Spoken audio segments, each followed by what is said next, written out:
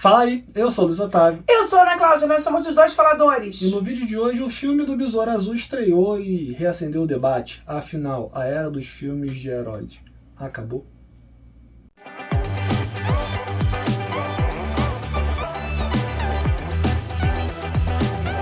Fala, gente linda, já se inscreveu no nosso canal? Se você se inscreveu, se inscreve agora, aperta inscreva-se, pega esse dedo lindo, abençoado por Deus e aperta aqui no inscreva-se, toca o sininho pitadinho para receber notificações de vídeos novos, deixa seu joinha e comenta conosco. Você acha que esse filão tá esgotado, não tá? O que você acha? O que acontece? O PH participou do Inteligência Limitada e aí lá ele fez uma análise dizendo que na verdade os filmes de herói não decaíram.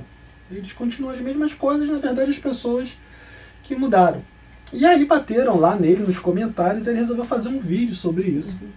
Né, mostrando que e aí no vídeo ele mostra que a média de notas que os sites deram para os filmes da primeira fase da Marvel é a mesma média dos filmes que estão agora nessas fases, e não só filmes, mas séries também, nas produções mais recentes. E a gente tem visto as produções da DC naufragando nas bilheterias assim de uma maneira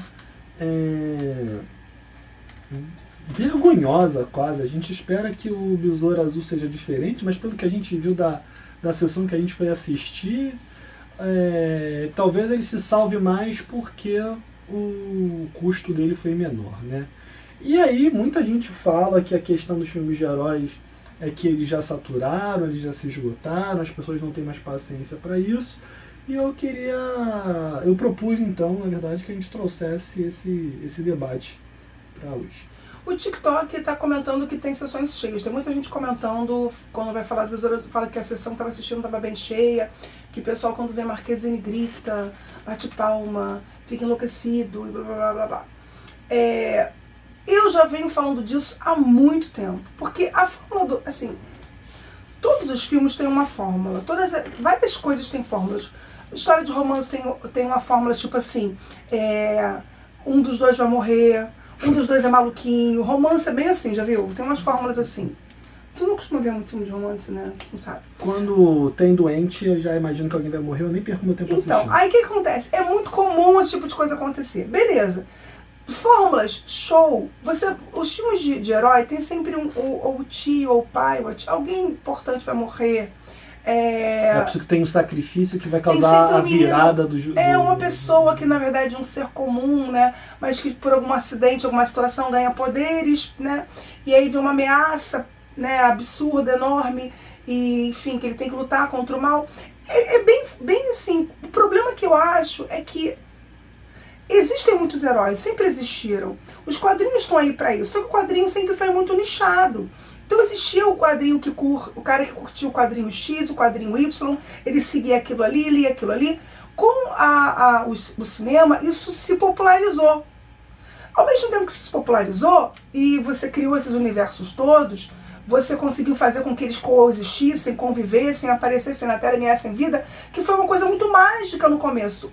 Para mim, Ana Cláudia, que não sou esse nível de cara que lê quadrinho, encheu. Cansou. Eu hoje vou totalmente desanimada, sem a menor vontade, e quando é legal, me surpreende. O filme do Besouro Azul, quanto mais passa tempo, menos eu gosto. Eu tenho um vídeo aqui, que eu falando sobre ele, eu já não curti tanto, eu já tô quase no não gostei. No filme, lá no vídeo eu falei, achei mais ou menos. Eu acho que existem algumas questões aí, né? Eu acho que, por exemplo, os próprios quadrinhos dos heróis, eles passaram por crises, conseguiram se recuperar e aí está em crise novamente hoje. Você vê, o Homem-Aranha da Marvel tem que ser negociado com a Fox, a participação... É Fox? Sony? Com a Sony, obrigado. Com a Sony, a participação deles.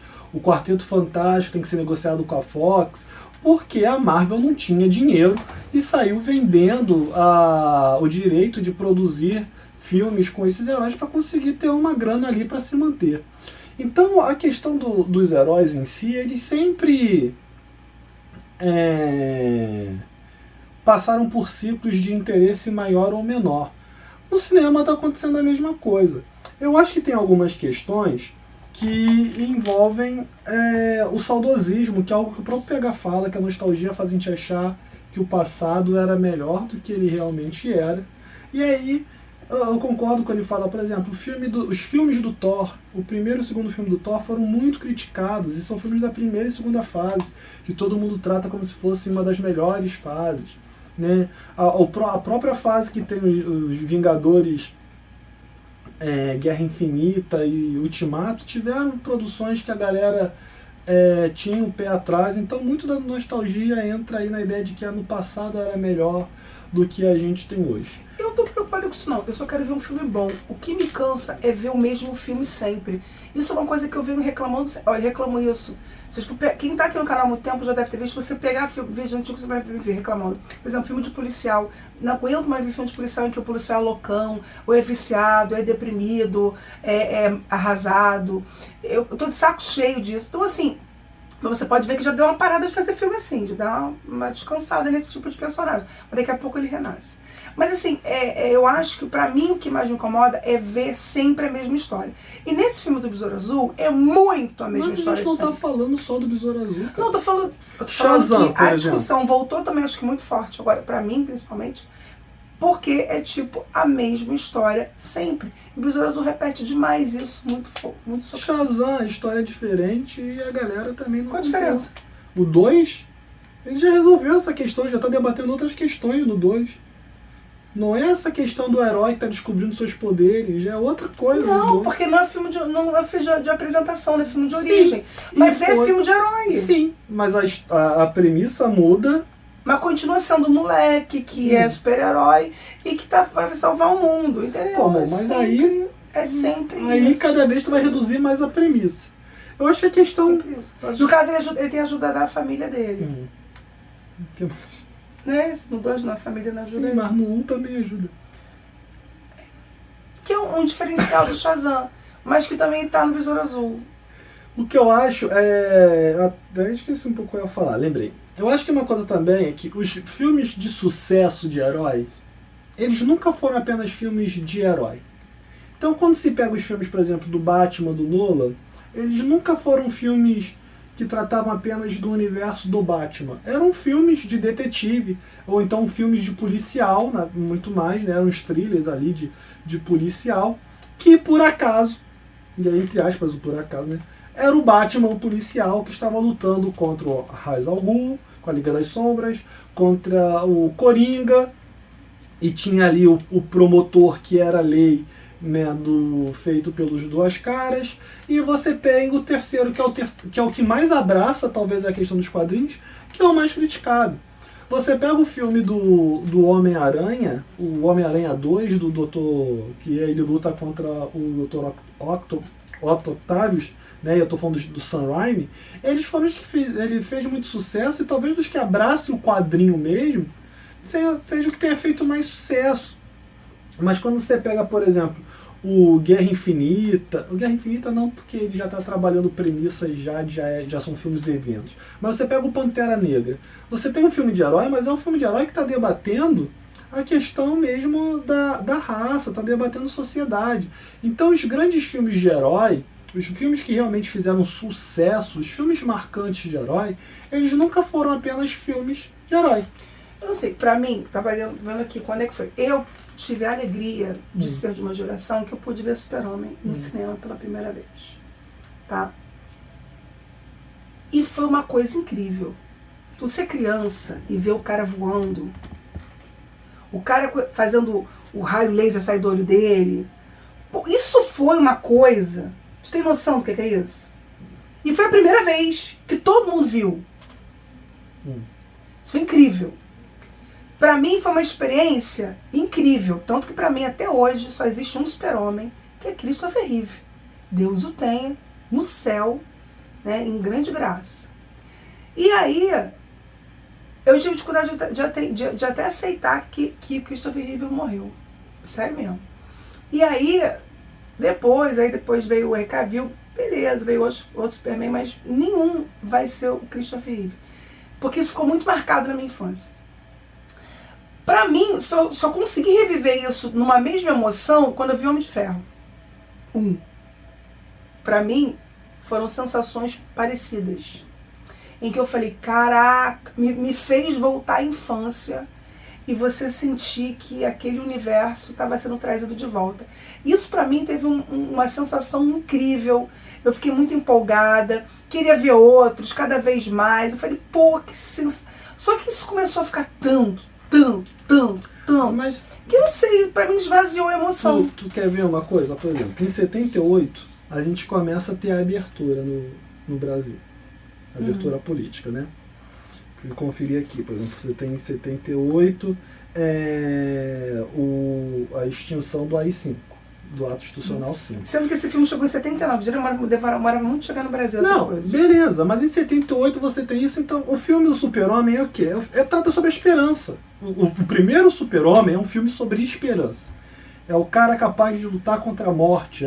É o filme que fez as pessoas acreditarem como podia voar. E você tem um mundo, e aí vou trazer o Brasil, eu fui até tentar ver como estava a situação do mundo como um todo, mas do Brasil, você está saindo da ditadura. Então é um filme que de alguma maneira reverbera com o que você está vivendo. Ele, mais uma vez, não é só um filme de super-herói. Mas mesmo que você queira pensar num filme de super-herói em si, você tem ali o Super-Homem de 78 e o Homem de Ferro, são retomadas da temática do super-herói. O Homem de Ferro ainda tem uma retomada diferente, faz uma retomada diferente, porque ele vai contra a questão que você falou, do garoto que não era ninguém, que aí do nada recebe poder, e aí ele tem que saber o que vai fazer com esse poder, e esconde a identidade dele, por exemplo. O Homem de Ferro, ele é rico, ele gosta de aparecer, ele é exibido, ele constrói a armadura dele porque ele é inteligente pra caramba e constrói dentro de uma caverna, e no final ele fala pra todo mundo, eu sou o Homem de Ferro mesmo, entendeu? E é isso. Eu ia falar que também tem pessoas que vão falar assim, mas você tá esquecendo do Batman. Batman nunca me trouxe emoções, nunca gostei do Batman. Então, eu não tive essa emoção quando eu fui assistir os filmes do Batman. Eu só senti a mesma emoção que eu assisti vendo o Super-Homem quando houve o primeiro Homem de Ferro, que me trouxe toda essa nostalgia, essa sensação boa e a vontade de querer ver mais filmes de heróis. Eu ficava até ansiosa de poder ver mais. Só que, de novo, foram quantos? Foram 3 Homens de Ferro? Foram 3 Homens de Ferro. Aí quando você vai ver, porque não é só um filme do Homem de Ferro, um do Thor, não, é 3 de cada um. 4. Aí você vai ver por ano quantos são, é muita coisa. Fora as séries. Entende? Então, assim, fora as séries. Pra mim, eu acho que na psicologia, todo sentimento excessivamente falado se esvazia.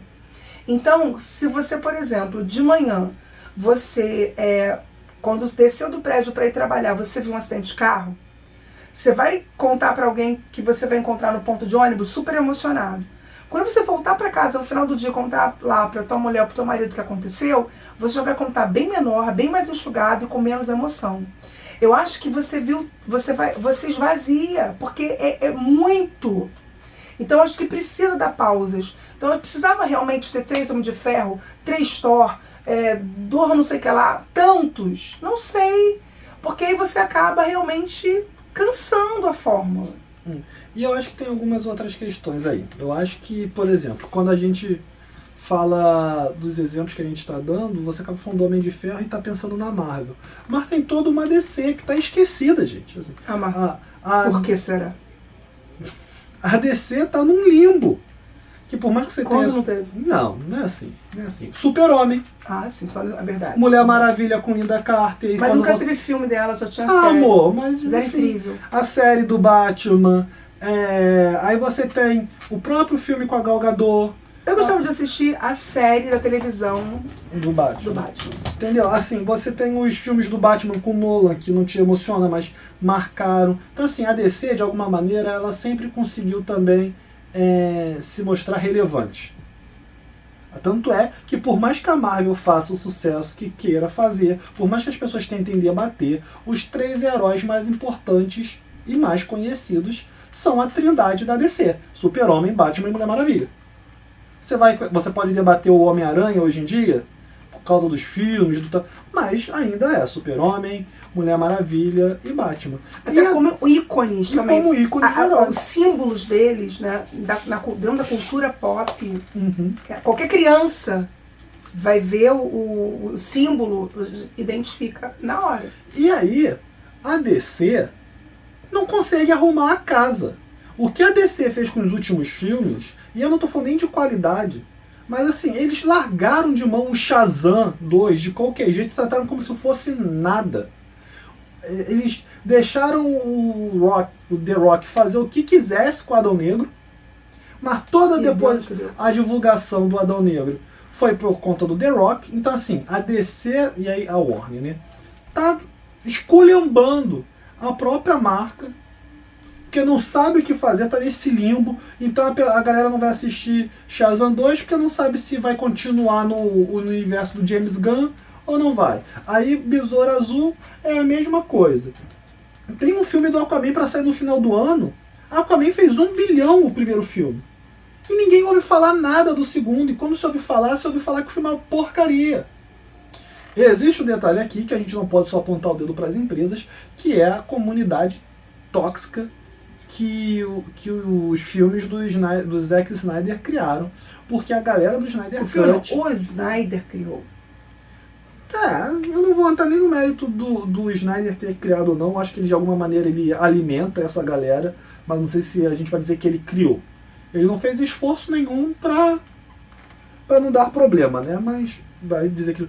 Porque assim, não se aceita nada que não tenha o nome do Snyder. Você tem um Esquadrão Suicida que saiu com James Gunn e que o Zack Snyder era produtor do filme.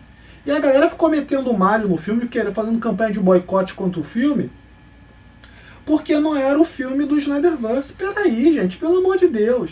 Entendeu? Assim, então, assim, você tem as empresas que não estão sabendo lidar com as suas marcas, seja por um excesso, seja por largar de mão, mas existe a base dos fãs. Nessa situação específica, o Marveco é melhor do que o Decenalta, porque qualquer coisa que a Marvel faz, o Marveco está comprando. Assiste tudo. O Marveco mesmo, ele compra, ele vai defender, ele vai dizer que é bom porque não sei o que, e o filme é perfeito, é isso, valeu, obrigado, e é isso. E dane-se quem não gostou. Entendeu? Já a galera do Snyder é uma galera que fica, não tem o Zack Snyder, ai, cadê o colorido, ai, piada, e aí fica uma retroalimentação da Warner, que faz pouco caso, com um cara que deveria consumir e enaltecer fazendo mais pouco caso ainda. Eu acho que um grande problema, eu fico me perguntando assim, gente, é uma indústria de bilhões de dólares, que emprega... Milhões, né? Bilhões... A indústria de bilhões. Não, porque se você parar pra pensar no movimenta filme, bilhões, não? Depende, é aí que eu tava falando. Os filmes geralmente dão como bilheteria milhões.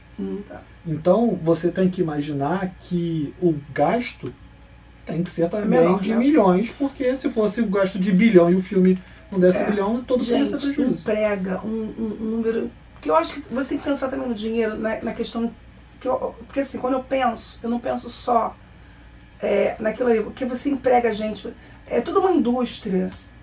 Você somar tudo, quando eu tô falando indústria como um todo. Quantas pessoas são para fazer um filme? Cara, é quase que uma cidade de gente, sabe? E é muita coisa. E você pensar em toda a indústria movimenta bilhões.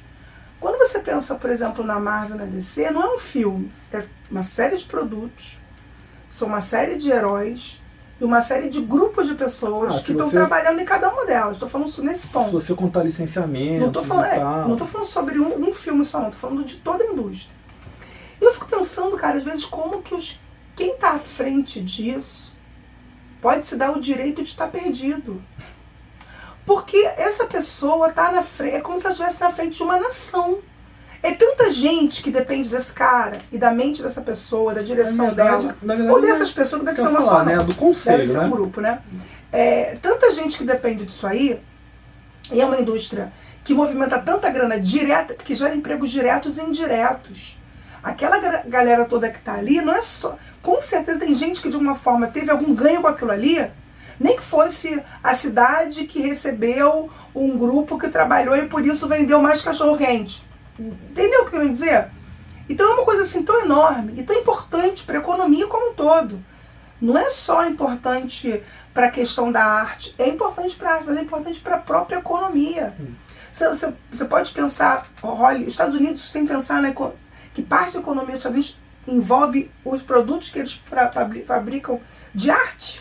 Não, se você parar para pensar que a da influência cultural que os Estados Unidos exercem no mundo através de Hollywood. Sim, então é uma coisa absurda. E eu fico pensando, como que o cara não sabe o que vai fazer, ou que o grupo, cara, eu tô querendo personificar o grupo, como que a pessoa não sabe o que fazer, e como a pessoa pode se dar o luxo de tratar os seus produtos e tudo isso da forma como tratou o Adão Negro, da forma como tratou o Shazam, os últimos que foram bem ridículos. Eu achei até que a forma como eles trataram o Besouro Azul foi até carinhosa, porque ele vinha pro streaming, viram que o produto ficou legal, ficou redondinho, ficou bonitinho. Ah, vamos levar pro cinema? Beleza. Porque realmente o filme é redondinho, é bonitinho. Mas por causa desse limbo que a DC tá, que ninguém sabe afinal. Aí já tem um movimento mais forte dizendo que o Cholo e a Bruna Marquezine vão estar no universo do James Gunn. Não, né? E estão forçando uma barra dos dois estarem namorando, né? Tá sabendo disso? Ah, mas desde... O TikTok... Não, mas isso desde antes. Desde quando eles vieram na CC... Sim, na CCXP, o TikTok... e se eles se pegaram também, gente? E daí? Os dois são solteiros, vai mas, se de novo, curtir. isso tem a ver, muitas vezes, até com o próprio contrato deles.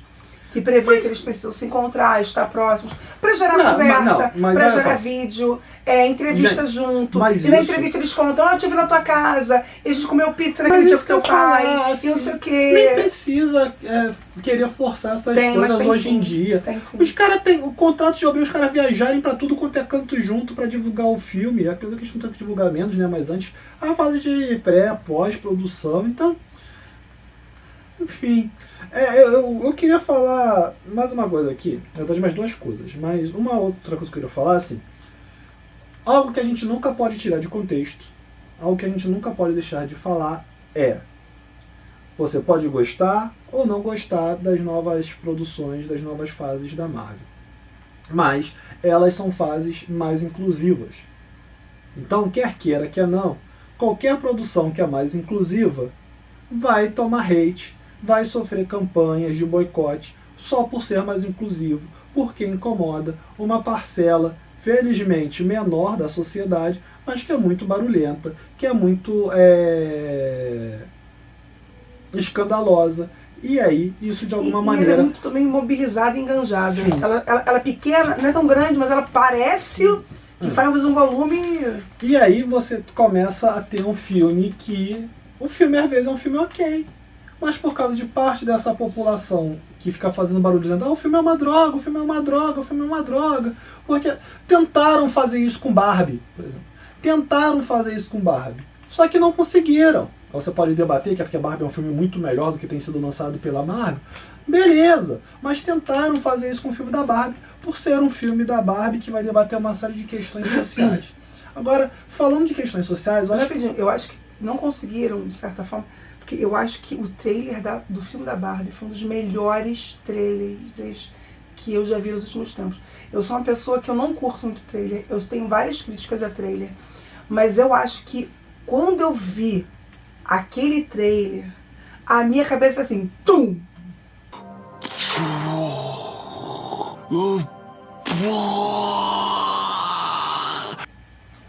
Eu tenho que ver isso. Eu acho que... Eu acho. Sim, mesmo que todo mundo me dissesse que era ruim, eu falei assim, não, mas eu vi aquele trailer, eu vou lá ver isso. O filme conseguiu manter a curiosidade da galera desde quando ele conseguiu trazer a Margot Robbie, o Ryan Reynolds, Simu Liu, né, e a Greta Gerwig. Acho que é assim que fala, Gerwig, a roteirista e diretora, né. Então tentaram fazer isso com o filme da Barbie também. Por ser um filme mais competente, por ser um filme que o marketing funcionou melhor, porque outra coisa também, a Marvel tem pisado na bola demais na divulgação dos filmes dela. Demais. Desde que você tem aquele Doutor Estranho, que você mostra todas as participações no trailer, o Doutor Estranho no Multiverso da Loucura, ali já mostrou que eles estavam perdidinhos. Mas, voltando às questões sociais, não tem como dissociar como está cada vez mais cara a cultura no nosso país e talvez no mundo como um todo. Hoje, qualquer sessão de cinema, num final de semana, é 40, 50 reais. Ah, mas por que final de semana? Porque a galera trabalha de segunda a sexta, né? Então muitas pessoas só vão poder assistir o cinema no sábado e no domingo. E aí a sessão, 30 reais uma sessão. Entendeu? Uma família que é o pai, mãe e um filho, já são 90 reais. Não, lá em casa nós éramos 5. Imagina só, se fosse nos dias de hoje, não aí ia. você bota aí no caso, 150 reais só o cinema. Aí você bota aí, mais gasolina e estacionamento, já foi para arredondando por baixo, 200 reais. Aí você vai comer, 5 pessoas para comer no McDonald's, custa quanto cada um, mas em média, bota aí 40 reais cada um, mais 200 reais. É porque agora eles têm aquelas promoções de 15 reais, né? Eles fazem aquelas promoções de sanduíches por 15 reais. Tá, mas vamos botar aí que você coma que você bote 20 reais. Não, é mais de 100 reais. Aí você vai... Esse passeio já foi a família pro cinema, de 300 reais brincando, num dia. No salário mínimo que é o quê? 1.200? É, por aí. 1.200 menos 300? 900 reais. Pro cara pagar as contas, pro cara comprar comida, pro cara se locomover para outro emprego dele durante a semana. Não vai, gente. Teatro. Onde a gente mora, felizmente tem um teatro dentro de um shopping. Que é inclusive o Bangu Shopping. Não tô vendo nada pra fazer isso, mas tem um Bangu Shopping. Mas se não fosse o teatro do Bangu Shopping também, a gente tava lascado, porque o mais perto deve ser o teatro do Norte Shopping. É, ou o Barra Shopping, ou da Barra. Mas é tudo 40, 50 minutos para poder chegar. Fora o preço do ingresso. As lonas culturais estão sendo reativadas agora? Estão sendo reativadas. Mas elas ainda estão voltando, estão se reestruturando. Então, assim, acesso a livro, gente. Não, a gente viu um cinema em São Paulo, rapidinho. A gente viu, por exemplo, no Rio de Janeiro. A gente esteve em São Paulo uns meses atrás, uns 2, 3 meses atrás, foi pro evento lá do Tundum. A gente pensou em no Cinépolis, a gente desistiu porque estava 90 reais cada um. Uma sala lá com... Amor? Peraí, né? Que isso? Que violência! Então, assim, eu tava falando de livro. Livro hoje em dia, gente, você ainda consegue encontrar aquelas feiras com os clássicos, que aí já caíram no domínio público, que vai mais baratinho e tal, mas qualquer livro mais diferente, qualquer lançamento, 50, 60, 70 reais. Olha, a gente quando namorava, a gente ia cinema, tipo assim, sem brincadeira, umas 6 a quase 8 vezes por mês, né? Ah, sim. Por aí. Então, tu imagina o custo que ia ser isso nos dias de hoje. Então, eu falo, gente, é preciso começar a pensar, por exemplo, em ingressos família. Eu não sei se os cinemas já estão fazendo isso por aí. Aqui no Rio a gente nunca via anunciar. Eu vi uma vez o cinema falar sobre ingresso família. Antigamente era muito mais fácil você ver grandes famílias indo para o cinema. Hoje em dia é cada vez mais raro. Você vê, às vezes, um adolescente, o pai, às vezes, um pai com 2 filhos, 3 filhos. Às vezes, mas é muito pouco em comparação ao passado. É preciso, primeiro, formar plateias de futuro, gente. Se você não foi ao cinema criança, se você não foi educado ao cinema criança, eu acho que dificilmente você vai ter esse desejo adolescente. Você vai ter esse desejo adulto, porque não criou-se o hábito, não se criou esse elo entre você e aquela tela gigante. Então, as crianças estão tão acostumadas com essa telinha. Hoje em dia as crianças não estão nem vendo mais televisão. Elas ficam enfiadas assim, com o telefone na cara delas, assim. Mas é preciso formar essas plateias. E eu fico pensando, como é que vai ser o futuro, se você não está formando plateia hoje? Não é que eu gosto de sessão com criança, não. Mas cada vez menos eu vejo crianças no cinema. Mesmo para filmes mais infantis, quando a gente vai ver. O que é péssimo, porque a gente tem que pensar no futuro, como vai ser. E eu não tô falando só que eu acho que criança tem que assistir filme que não tem que... Por exemplo, Barbie não é pra criança. Até para aprender a se comportar num espaço desse. Sim. A gente tá vendo um monte de adolescente, um monte de adulto que não sabe se comportar numa sala de sessão de cinema. Sim. Um monte de briga em cinema, uma coisa de maluco, gente. É isso. Se você chegou até aqui e não se inscreveu, se inscreve. Curte aqui esse vídeo, comenta conosco o que você acha. Tá de saco cheio de herói, não tá? O que você acha? Por que você acha que tá acontecendo tudo isso? Comenta aqui, compartilha esse vídeo, curte. E a gente tá em todas as redes sociais. Muito fácil achar a gente, Dois Faladores. E a gente tá lá no Faixa Pop com uma coluna quinzenal. Valeu, até a próxima. Tchau, tchau.